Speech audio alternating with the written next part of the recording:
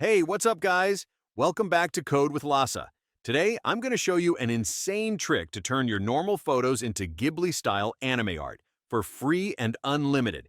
You heard that right. No Photoshop, no expensive software, just pure magic from AI. Let's go.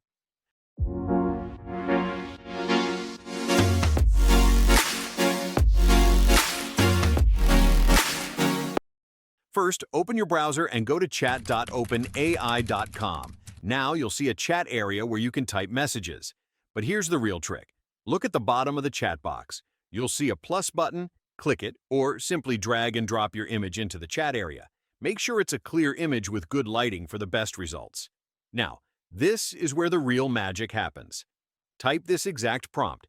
Create this image Ghibli. Hit enter or send button and let the AI do its thing.